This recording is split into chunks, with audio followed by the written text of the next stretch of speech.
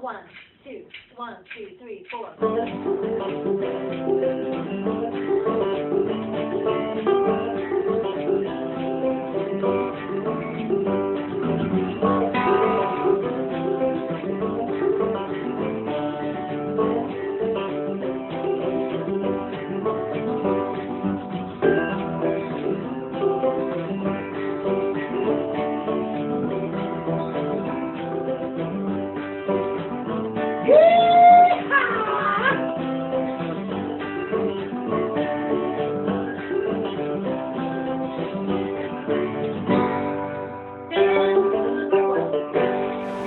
Hi, and welcome to We're Vancouver, a local podcast featuring local brews, eateries, and stuff like that.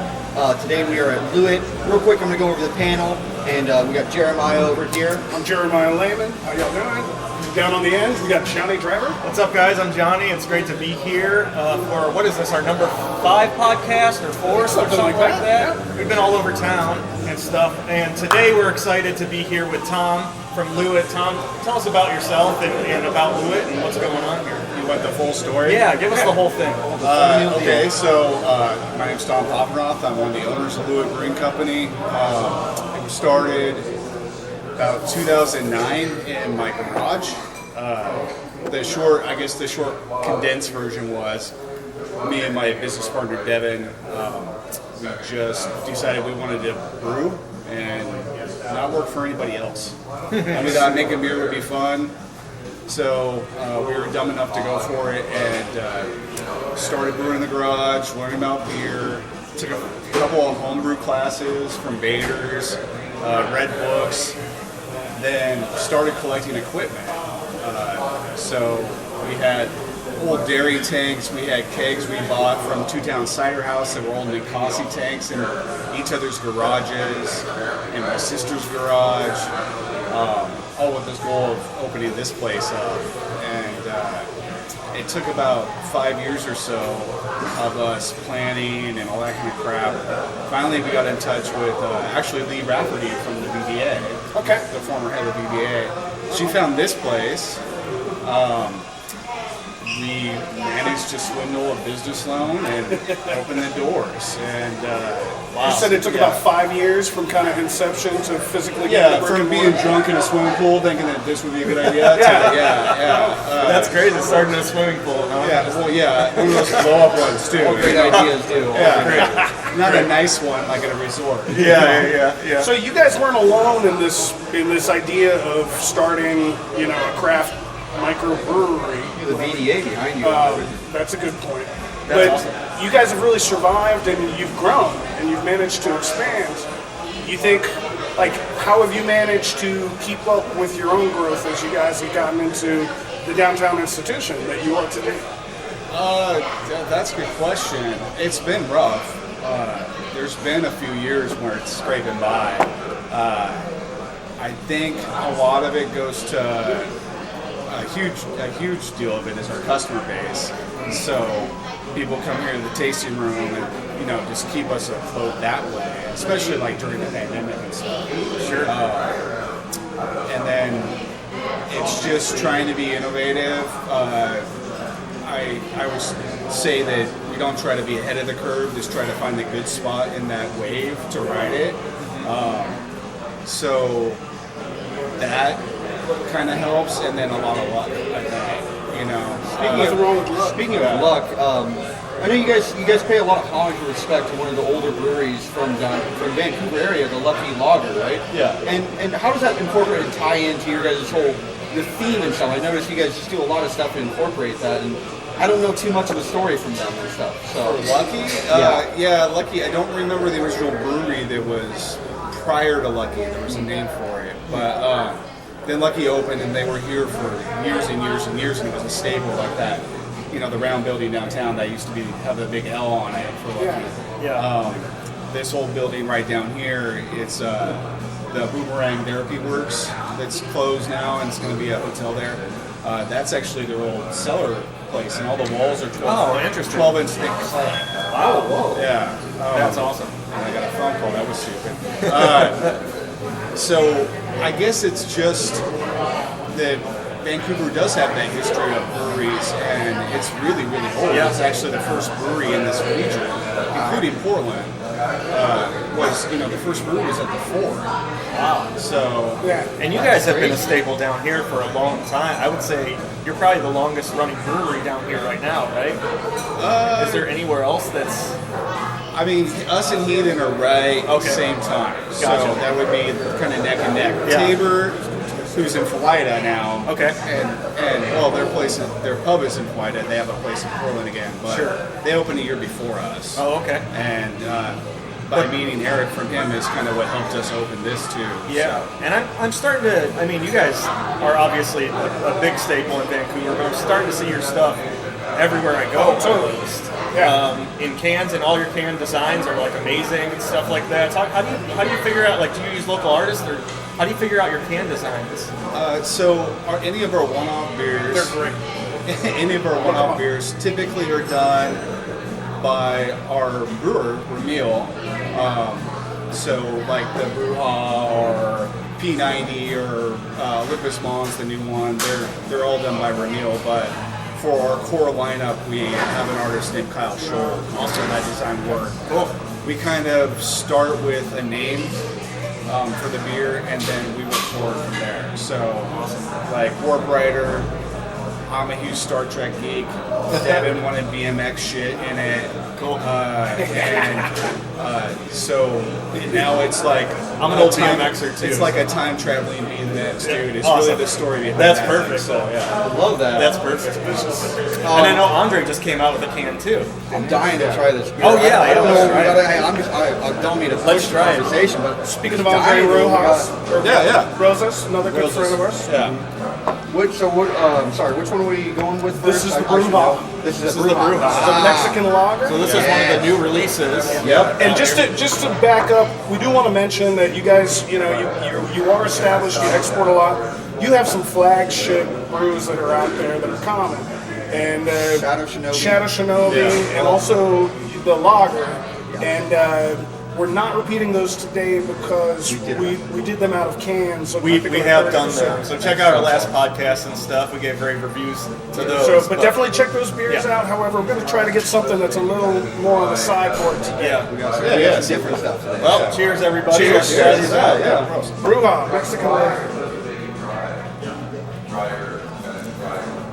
Yeah. Very nice. I don't drink a lot of lighter Pilsners, Mexican lager, stuff like that. I'm a big IPA fan. You've heard that before. You know that. Yeah. This is super refreshing, and on a hot day, this is way over the IPA. Which today is a very hot day. for an overcast day. For an overcast It's a day lot in hotter late today. September. Second day of fall. It's very light and crisp. It's got a hint of sweetness to the back end of it. Sure. It's very, very good Mexican It lager. hits me like Modelo Especial, right? Yeah. Is that the one? The Yeah. white crinkly thing? Yeah. It definitely has the maltiness to it, but it goes, nobody wants to use the term skunky and all. It's supposed But to be it there. has a It's supposed little to be bit there. of it, and it does. Now, would you put a lime in yours, or is that enough? I would totally do that. Yeah. Like I had it. Somebody asked for it the other day. We happen to have limes in the kitchen, so I cut up one. It's like excellent with lime and salt. But it doesn't mean it, obviously. It's an easy drinking beer. What do you It think? makes me want to watch soccer or something like that. Like, it's really easy drinking and stuff. And like a Modelo. Like you're just down Modelos and stuff like that. This is for me is at the beach on a nice day. Yeah. This is what I want. This is what I want this is all what I day want. long. You don't want a What's the heavy ABV on this IPA. guy? It's 4-7, 4.7. 4.7 or so? I think so. Yeah, something like that. That's actually very easy to drink 4.7. Yeah. That's great. Oh, and Garrett's back with more. No, we got more coming along. So you mentioned Baders, and they're actually we're doing a podcast there in November with Quentin, who now owns Baders and stuff like that. He's going to take us through, it's so awesome that you guys started in that, like learning how to brew for Baders and going from there. So that's like a success story for them, just going into that podcast. But what was that? I mean, now you have this big barrel room, you have everything, you do everything on site, I believe? Yeah. What was that process like? Like, how do you find like a good brewer? How do you find what's that like? Yeah, because I presume you and Devin aren't really necessarily probably back there doing it. I mean, Massive tanks back there. Like, where do you acquire all that stuff? Yeah. So to real quick to, we opened it thinking we're going to brew beer. We ended up being business owners. Yeah. You know, is kind of what happened. And then you also, to succeed in the brewing industry, for a while there, you could be okay in Vancouver. And people would still drink it. But I think now to open, you have to have like really good stuff out of the gate. And the way you get that is by hiring people that are better than you or being really, really good, either one. So we hired people that were better than us. And it was Landon, who's the head brewer, found us real quick. And he was in college at the time and was just kind of like, hey, I want to intern. Every year, I want to intern. And finally we had enough money to pay for him and bring him in here. And after a while, he became head brewer. He's killing it. Man, he kills it. He does, Like, yeah. All your beers are so good. I've never had a Loowit beer that I didn't like. That's That's just goes to show like how you have. I made it, yeah. Also, I haven't crawled your menu too much. I stick to like the 3 or 4 that I know I like. Right. That's Like, the thing, you know. There's so much to offer that you guys do. Yeah. And you do experimental stuff. You age stuff in whiskey barrels. Sure, yeah. You have a lot of fun with all of that. Yeah. What were your influences for wanting to drink a diverse and different kind of beer? Like, did you just have fun homebrewing? I homebrewed for years and years and years. It's a blast. To add on to that, do you have a preferred style? I like IPAs. IPAs are your Myself, go-to. Okay. yeah. And I think that our brewery excels at IPAs. I really do. I think the Shinobi is like the most well-known IPA. I think Out of Vancouver, easily. Red Ale too. Yeah, that's part of that luck I was talking about. Yeah.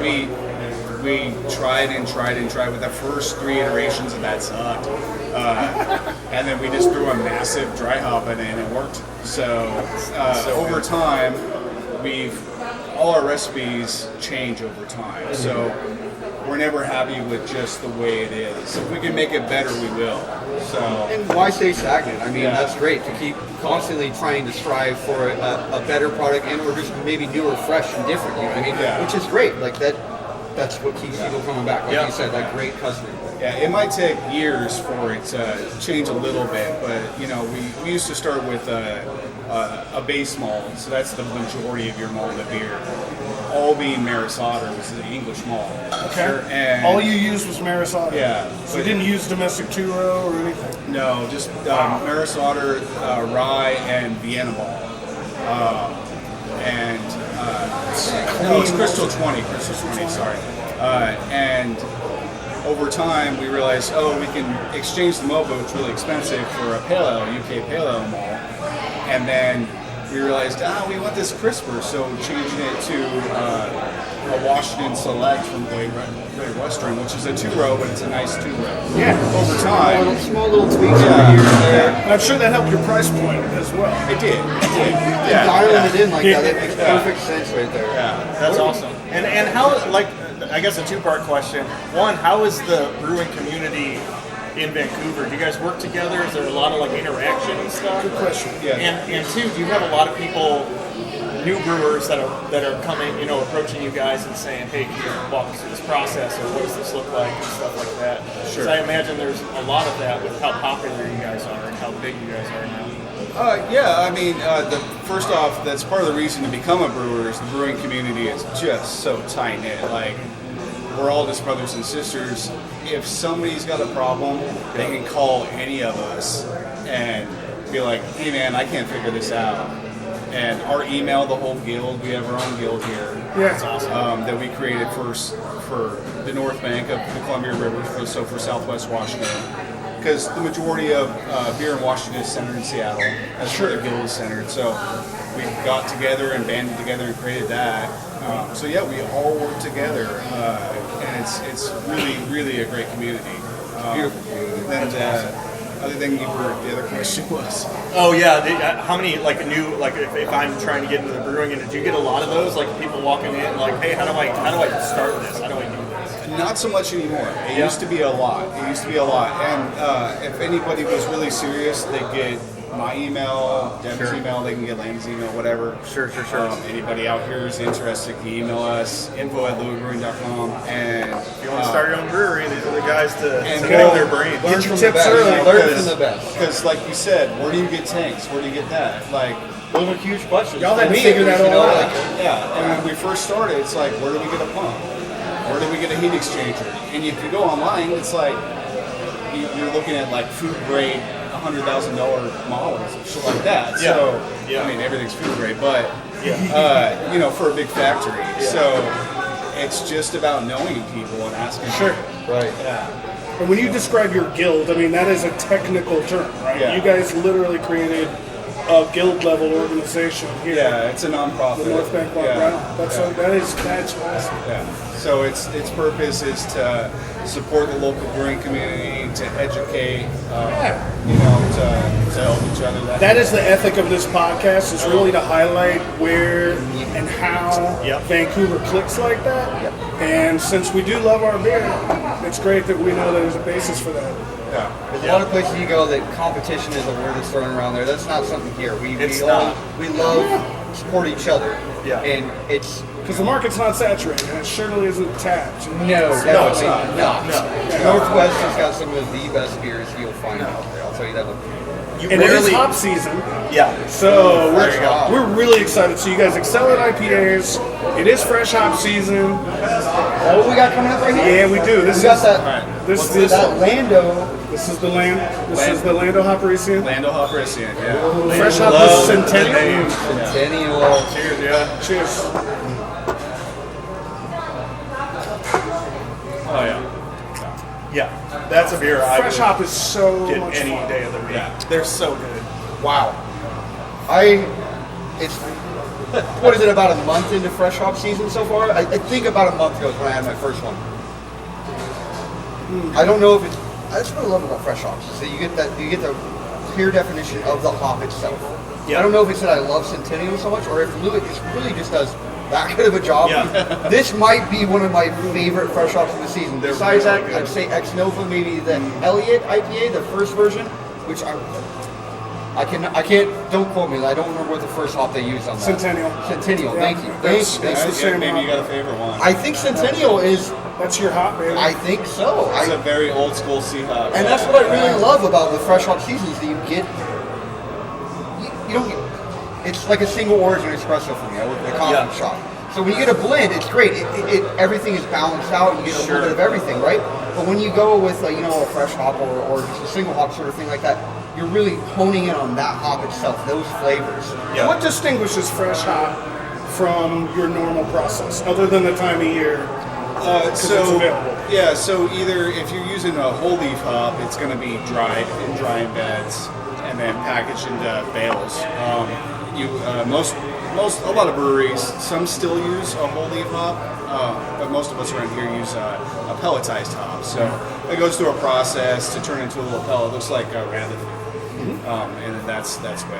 A fresh hop is picked that day, Fresh off the vine. fresh off the vine and wet, and it is. I mean, we have Jason go down and grab them. From the smell of it, he was almost high on the way back, because it was like 10 boxes of fresh. They're huge. I was going to ask, you use a lot more hops when it comes to the fresh hop process. Not necessarily. It's just that they're so much bigger. Like if you take 10 pounds of pellets, versus 10 pounds of like fresh hops. There's a lot of water. Yeah, there's a lot of water in them. Okay. And then we don't. Our process, we don't just throw them in the kettle and boil them. Yeah. We do the boil and all that stuff. Then we put all the fresh hop in the mash tun, and we transfer all the wort from the kettle back to the mash tun because it acts as a filter essentially. Gotcha. Let it sit there, stir it up a little bit, then move Drain it over back. the tanks. It's And really it a doesn't science, get man. I boiled love after it. that. Yeah. A little bit more monotonous of a process. Because with you that wouldn't fresh want hop, to but- boil. You don't want to. You don't want to boil the fresh hops. No. Why not? Yeah, you can pull too much resin off them.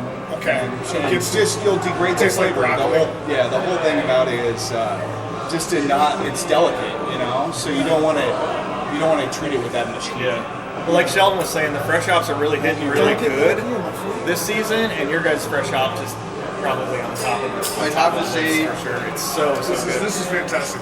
Loowit, Come in, try the fresh Novo, out for and sure. Grains of Wrath have been. That Limiter Jack wasn't too bad either. Breakside is a phenomenal brewery. They, you know, So That's another one of my favorites. I have to confess, Tom, that I've had a number of pints of this already, Yeah. right? And one of the things I find is throughout, like since it's made until now, the profile's changed a little bit. Yeah. And I know that's a normal process with beer, but this is very noticeable. How is that the delicacy? I guess you're talking about. Like, there's a lot going on there, and it seems to be very receptive to time, oxidation, and stuff like that. Definitely. You'll probably have not necessarily, but I was going to say a different experience can, but not really.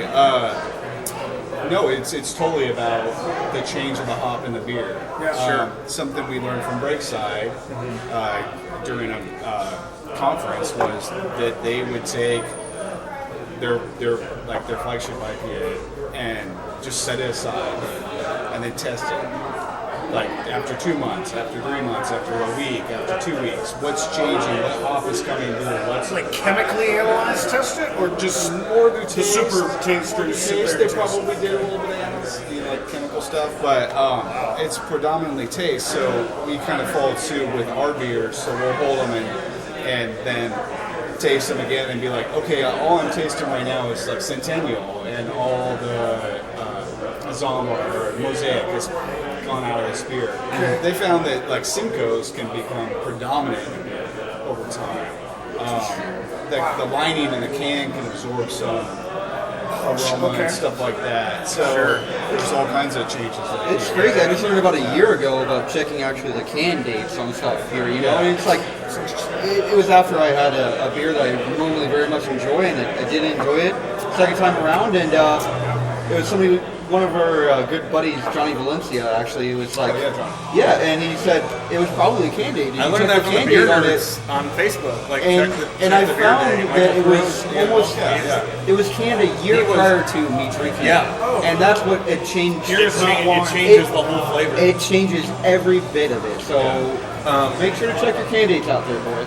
And yes, that's true for IPAs for sure. Yes, For IPA guy. Yeah, okay. If you're coming to stouts and stuff, you can actually get a way better beer over Out time. of age. Yeah. See, no, that's the sort of stuff. Like I'm an IPA, so again, IPAs check the can dates. South quarters. That's Check why the they. can date That's and why then they put do it in the barrel aged closet. stuff. Does right? it work Yeah. like wine, where it depends on where they're stored? Like if they're stored somewhere too warm, is it gonna? Yeah, for sure. Yeah, dark, sure. light, is anything like that? There's some, Like a bottle, like a barrel aged, like. I've been into some very like hot bodegas and gotten some beers that were It just doesn't matter if it's like. yeah. they were just like the stacked up just local Yeah. beers and stuff, and they just weren't good. Yeah. Assumed it was because of the hot. Yeah, I mean, it can definitely take a Got it. toll on a beer for sure. Like, there was a thing years ago where if you have a keg that's been untouched, cold, and it's just been cold, a good, year, let's say a mid-range beer, a good year is no problem, but if it's out warm, you're looking at 3 months. Sure. So, yeah, it plays a role and stuff. So, yeah. Cool. Yeah. Awesome. Well, let's try this next beer, and then I want to get into a little bit of Loowit's like food options and stuff like that. Yeah, we'll talk about that. But all right, so we're moving towards the darker beer now. This is your Grimlock Rye Porter, Yes. and this has won a couple medals, but the recent one is this year, right? Yeah, so we just won bronze at GABF. So And it's that's the Great American Brew Fest. You guys have won a lot of awards, haven't you? Yeah, this one's got quite a few medals behind it. doesn't yeah, it? I don't remember how many. I want to say that there's 7 or 8. That's a good sign. I'd have to go look at the sheet right now, but it won. They're on a board behind us. I'm going to take a look. There's a lot. Yeah, Maybe you can see it on camera too. you have to walk up there. It's like 19 of them. More than 10 fingers. It's won gold a few times. Yeah, Washington Brew Awards. It's won GABF. It won silver at World Beer Cup. It's our most medal beer by far. Awesome. And the funny story about the beer is that it's what we call a kitchen sink beer. So it's us just cleaning our grain shelf. Really? Yeah, and so the original iteration of it was us just grabbing everything off the grain shelf and throwing it in. And Joking. No. And it's a good way to make a good stout. And I think it had like 19 or 20 different grains in it to start. It turned out really good. We sent it in. It won World Beer Cup, and we were like, we have to remember how to make this shit. So beautiful accident. yeah, Let's do it. we took a bit and scaled it down from 20 grains to like 8. But yeah. Again, IPA drinker, not a big porter guy, but like toasty, maybe a little bit of coconut going on there. Chocolatey notes as well. It makes me want fall for sure. It makes me want some colder weather because this would be nice. This is a good A beer. nice snowy day or something like that. Cheers, absolutely. Yeah, This is bringing some big beer to This is the really nice. It's good. This is a nice, really nice stuff. So since you're an IPA guy, I want you to try something next summer. Okay. When it's really hot, get a nice cold stout, like one that's frothy. It's like a milkshake. It's great in the heat. You say that you're an IPA drinker, I'm gonna take your word for it. I'm doing it. That's all it is. You know what I mean? It's sold. I mean, normally I'd be like, get out of here with that. You're a brewer, and on top of that, a great brewer, and you like IPAs. I think I can trust you on that one. I think I'm just gonna go ahead. Try it. Yeah. I'll try that out there too. But this is by no means a stout, right? Like this is definitely a It's porter. definitely a porter, yeah. And What defines a porter and a stout? I don't know if that's a weird question. no, it's a very good question. Okay. It tends to be the body on it and it's Right. ABV. So the level of ABV and the body as it being like maybe so this is a porter, maybe a stout being a little bit more texture on on the palate, where this goes down very smooth. It doesn't feel like heavy. I guess if that is the right word. Yeah, exactly. Yeah. So a stout typically is a bit of a heavier beer, more of a rich mouthfeel, that kind of thing to it. You might feel like a little bit more full, but they can go the other way. Like Guinness's Irish Stout, Stout that's 4.2. Right. You know, and so It's mostly the color. yeah, it's really deep dark and typically a little bit more ABV and just a bigger body. I really like the roasted quality of this. Toastiness. Yeah, it comes across as finishing pretty dry. Yeah. Even though there's a lot of malt in this, but it closes very nicely on my palate. I agree. Yeah. It's a good, like I said, it's a good like autumn beer, and I feel like a lot of new beer drinkers. I don't know if you guys experience this, especially micro beer drinkers. They kind of go to the stouts and the porters first, just to like. The IPAs can be just so much like punch you in the face with bitterness, with that hoppiness. IPA It's is like a little workup. it's too. an abrasive kind of thing. Like right off the bat, you try it, and they're like, "This is good, right? You like it?" And you're like, "Yeah." But even great. I started on stuff like this, started drinking when I moved out here, started drinking like porters and stouts. And No, when you fell in were love with it. a wee little lad. When I was a wee little We lad, know how it works. back 20 years ago, and stuff. But yeah, this is a really, really good. If you guys are into this, and now that fall's hitting, I mean today it's really hot, but now that fall's hitting, if you guys are into stouts, porters, this is a really, really We're good. probably going to try to make sure that you see more of them. Yeah. Because they are coming around. It is the time for them. And I know that they have, gosh, they probably got 3 other dark beers up there. Jeremiah, we saw this blue bog. You want a different beer? Oh, you blue bog? No worries. That sounds funny, doesn't it? Yeah, just go clean it up, dude. That's all you, dude. I don't know. No. personal business. For all of y'all, Pog is well, tell us about Pog and that it's no longer available. It's so good. Yeah, it's we started dabbling in seltzers. Everybody's doing it. It's trendy. They're kind of fun. Lower calorie, easy to make, that kind of thing. So this is pineapple orange guava, and it's. And Pog is that's like a popular thing, especially down south and stuff like that. Pineapple orange Well, a lot of times it's passion fruit too, so I'll say that.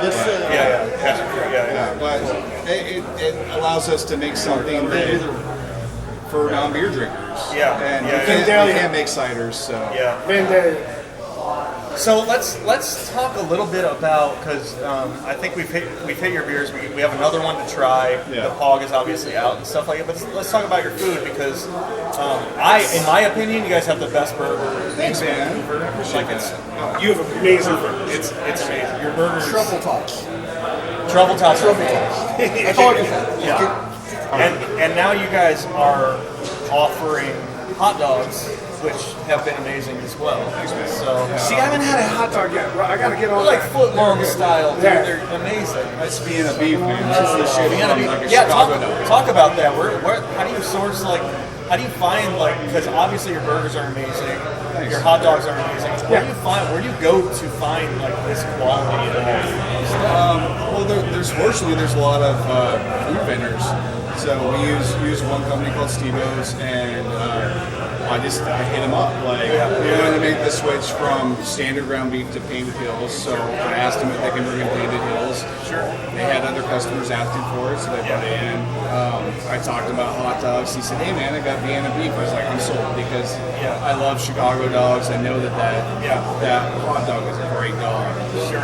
So it's just. I'm telling you, if you guys are burger lovers or hot dog lovers, just come here, because it's like they're literally the best burgers and hot dogs. Like, We sold. We did some at Goonburger with quick clip and stuff. Goonburger is great. Smashburger is freaking phenomenal. But if you want, These are like really, bistro, like, it's different. It's a real thick, just good, medium rare, like a really good. deliciousness. So, and Jeremiah, Thanks, I appreciate that. raspberry. You know, I'm back there for 2 days a week, so it's a good ego boost. That's amazing. Yeah. Over the pandemic, I had to cook, so Oh, okay. Look at that. Getting the hands Come in, dirty. step it up. He started the brewery, passed the torch off. Then went I back have in the seen kitchen him because come he needed sweaty out of the kitchen looking just as mean and ornery as any kitchen rat I've ever seen. Yes, indeed. Let's back of house a little bit different, all right? So That's right. it's a different life. So what do we got here? What's this? This is Vandalia. Vandalia it's actually one of the first beers that we ever made here. So I think Landon still used the Kolsch's, which would make sense, but it's just a really light-bodied, nice beer with some raspberry in it. Oh, awesome. So, some raspberry puree. that is the Puree. Dude, the back end of that raspberry puree. I'll tell you what, our producer Mark loves anything berry, so he's doing Yes. You want to try a little bit of mine, Mark? AKA Fruit Here we Cup. go. Here we go. Try it. Mr. Fruit Cup. I told him that you were going to say anything. Little French. cameo. Yeah. Ah, He loves wait anything for the back fruit, end. so Here it comes. Yeah. It pops. That raspberry pops at the back end. Oh, that is. Oh, that's great. bucket of raspberry. That's great. Fruit beers are hard. Berry beers must be especially hard because that tart sweet balance is really tight. Yeah. That is well done. That finish is real nice. You get the essence of the raspberry, but it doesn't leave me feeling like it's not like a Berliner Weiss where you get the little syrup on the side or something. You know what I mean? This might be a stupid question, but how does that work? How do you add berries to? So for us, we have to add it during fermentation. Okay. If you add it into the bright tank where you carbonate, clarify, and get ready to package, you can end up, because we don't filter, you can end up having secondary fermentation. Oh, sure. So you'll send out a bunch of cakes, and then people are like, "Why are our cakes huge and round now?" Or like cans will explode, shit like that. So you don't want that. So we do it all in the fermenter, and we just put a shit ton in there. And that's how you get that flavor. We've had other times where we made this beer and it hasn't been as good because we didn't use as much raspberries as we should have. Yeah. And playing with fruit can be hard because it depends on the harvest. You can end up with it being colored pink, not pink. And sometimes people will be like, "There's no fruit in this." Well, no, there is. Just taste it. So you guys did experiment with other things besides just raspberry, or For this particular beer, no. I think one year we did try to use like a flavoring, and that was just not the one? It was tossable. Like I think we dumped most of it actually. Sure. So earlier we asked, like, how have you managed to be so persistent and succeed so long? And I love that all of your little anecdotes include one little past reflection of an error that you learn from, right? And that makes for a quality paid the product. dues. Yeah, you paid the dues. You went through it and you made a quality product. And I think, like I said, everything I've had at Loowit, I've loved. And like you're here, so I'm sure there's stuff that you don't like or that you're still working on. But like you said, everything is evolving, everything constantly is changing and stuff like that. And that means it's good. I look at Sheldon, like with the coffee culture and stuff like that. Everything's always evolving. My favorite formula to follow, whether it be science, math, coffee, beer, whatever. I don't brew beer, but it's trial and error. Yeah. You try, doesn't work. All right, you try again. Oh, this is great. You know, or a lot of times you fail a lot before you win. Yeah. But trial and error has always been throughout my life. That's been tried and true method for me, whatever it may be. So it sounds like similar to coffee, just the same as brewing process. So for sure. So I see these mugs hanging around the walls and stuff like that. Yeah, let's talk a little bit about the interior of your place and kind of how you've got it set up.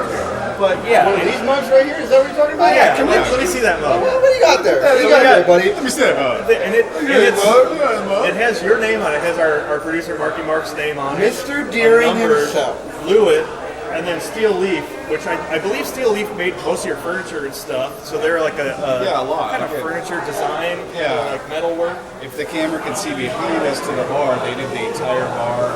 Yeah, I believe you guys can see the mountain back there and stuff. Yeah. So that's all Steel Leaf. Steel Leaf. So we met Stephen early on. He was just doing those handles to start with. Stephen Bloom, I believe, right? Shout out to him. I think that's his name, Stephen Bloom. You know, I have my phone, Steve Miller guy, but he knows I love him, so he sees I did some video for him. That's what I do. But so his first ones were chain, and he was just selling them at our places and stuff. Oh yeah.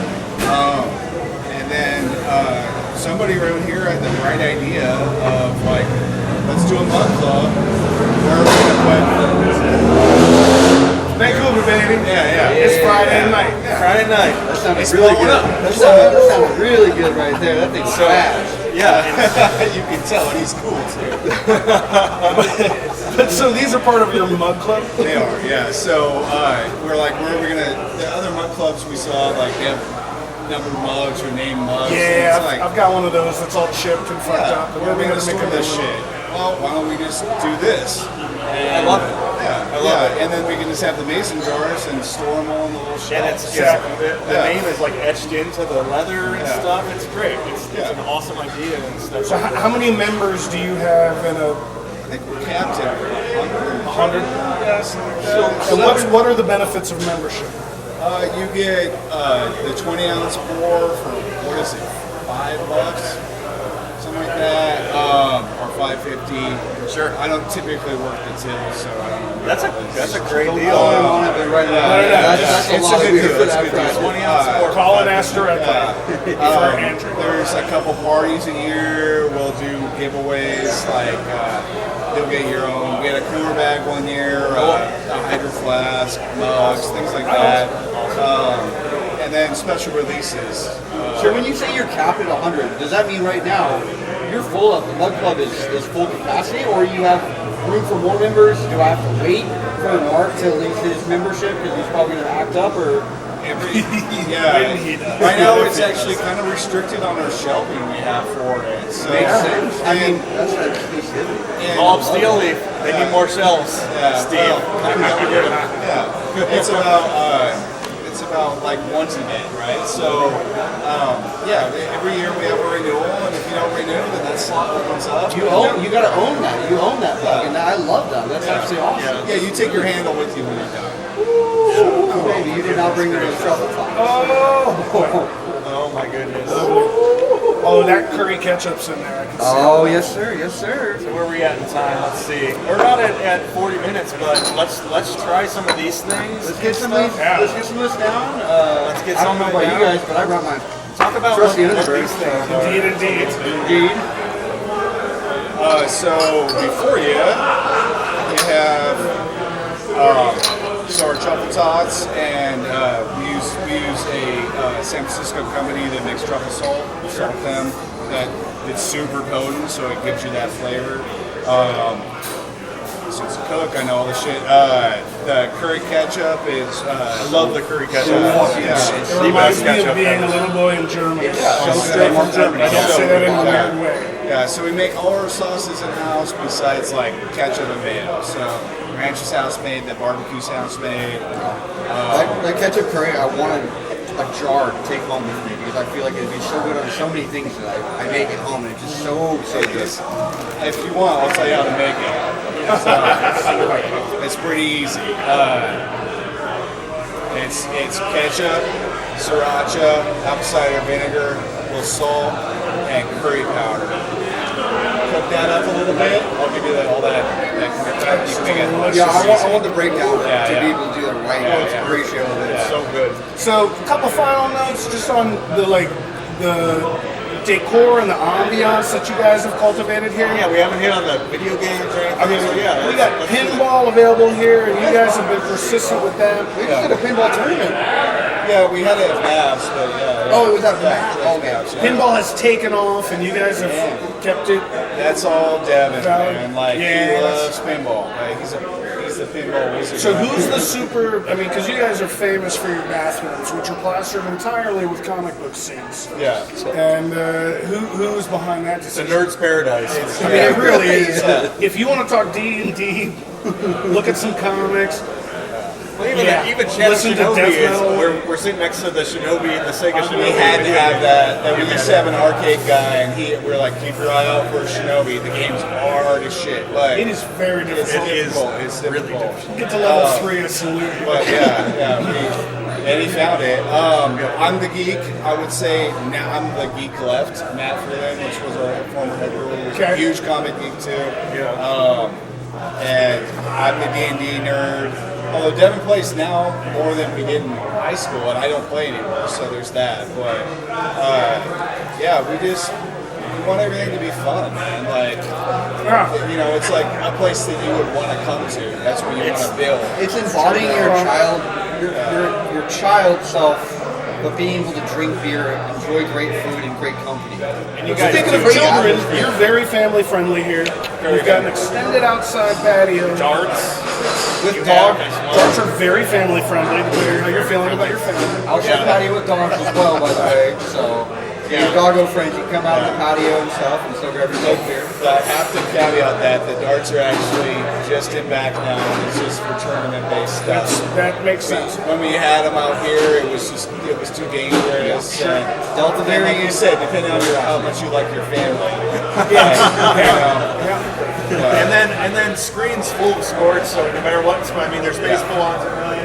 I've seen soccer here. I've seen hockey here. Football every Sunday and Monday. We come here to watch football and stuff. So whatever you're looking for, if you're looking to get out of the house and watch, You can your tell we're sports having a team. hard time getting out of here and closing this up. And There's just so much to talk They have about. like It's so every much channel, fun. so we just tell them what sports we're gonna watch, and they just put it on the TV. Yeah. It's so They'll even watch the Cleveland Browns with you if you ask them We're nicely. going to turn off the Yankees. My girl loves the Cleveland Browns. I don't know what to say. okay. about that. I'm a Browns fan. Me and my wife.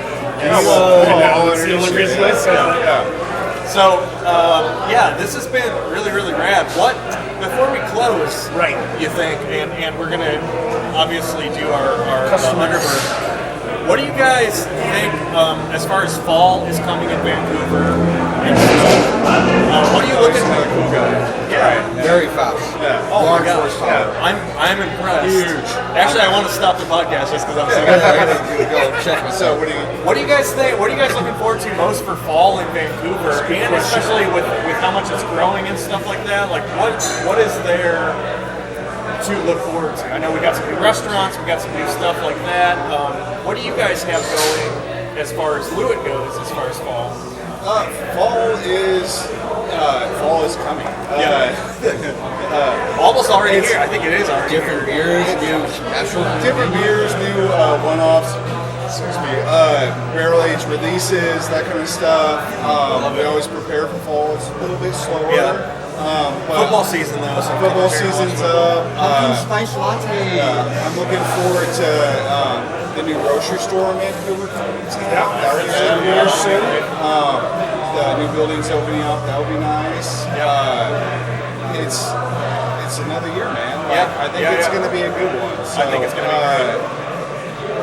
Yeah, I don't know. And by the way, your staff, and not to step over my own question, but your staff here is phenomenal. They are have the they're best amazing staff. people. They're amazing people.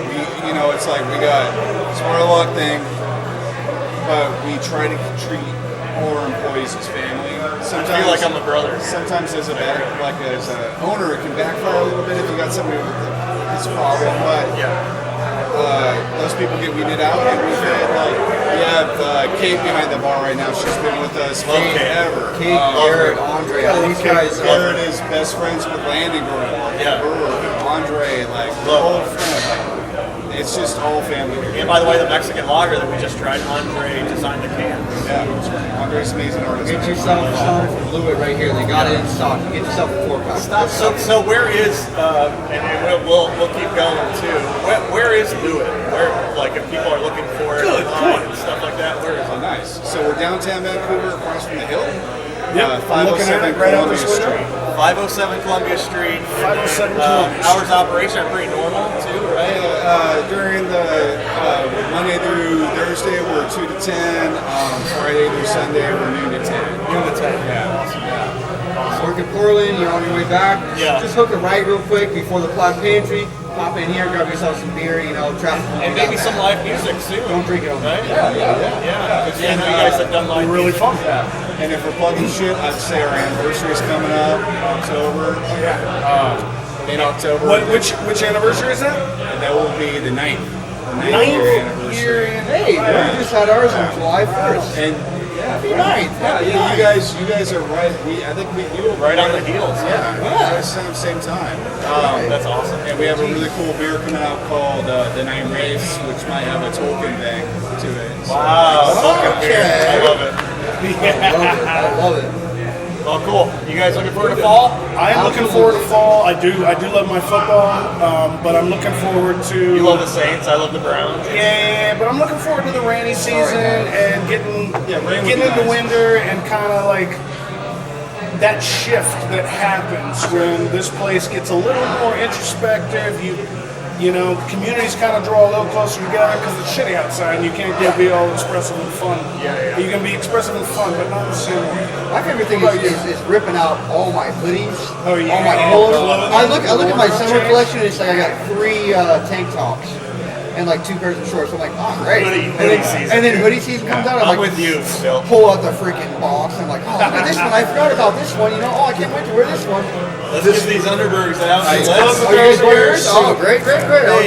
What about you, Johnny? Before you ask the question. I'm kind of with Sheldon. I love the hooded sweatshirt walks, the hooded sweatshirt bike rides, that idea of Pumpkin patch action. This is what it is. The pumpkin patch action. Oh, pumpkin, that's awesome. Halloween is my I favorite. love it. Carving your own jack. jack-o'-lantern. The Denver's been good. Cheers, boys. Cheers, guys. Hey, thank you so much. This has Thank you so been much. an amazing time, amazing food, amazing beer. Get down Come there. and check out Loowit. Have some beers. If you're staying at the Hilton, it's right across the street.